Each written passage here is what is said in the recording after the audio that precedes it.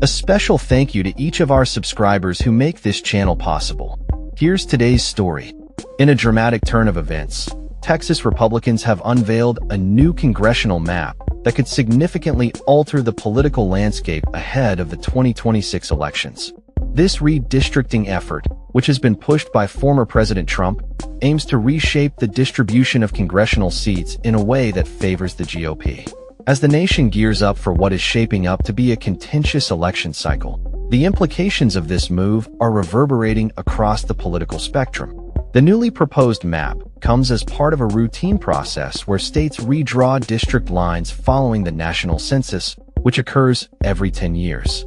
However, what sets this situation apart is the timing and intent behind the redistricting. Traditionally, these adjustments take place only once a decade. Yet Texas Republicans have opted to redraw the map in the middle of the decade, a move that many observers argue is strategically designed to influence the upcoming elections.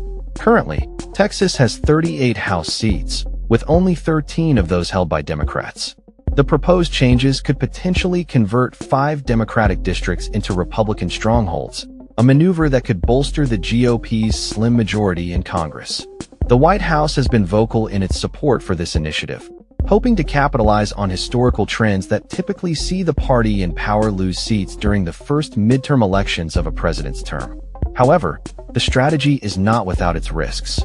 Political analysts warn that if the midterm elections trend in favor of Democrats, the backlash against these redistricting efforts could lead to unexpected outcomes, potentially allowing Democrats to reclaim lost ground in Texas. The political chess match is intensifying, with both parties weighing their options in response to this bold move. Democratic Congresswoman Julie Johnson, whose district is among those affected by the redistricting, expressed her concerns about the implications of such changes. Johnson, who represents a diverse constituency in the Dallas area, highlighted the challenges that come with stretching her district across hundreds of miles into rural Texas. "This means I'm going to have to worry about water issues and expanding broadband, and not just those issues on education," she said. In light of the developments in Texas, Johnson is calling for Democrats across the country to take action in their own states. "If we're going to do partisan gerrymandering, then game on. We all should. We all need to be playing by the same rules," she asserted, advocating for a more equitable approach to redistricting.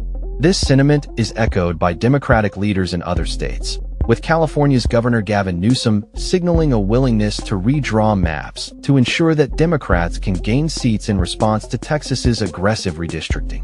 The potential for a nationwide redistricting battle looms large, as both parties prepare to engage in what some are describing as an all-out war for congressional control. The media coverage surrounding Texas's redistricting has been polarized, with outlets like CBS Evening News highlighting the Democratic opposition while offering limited perspectives from Republican lawmakers.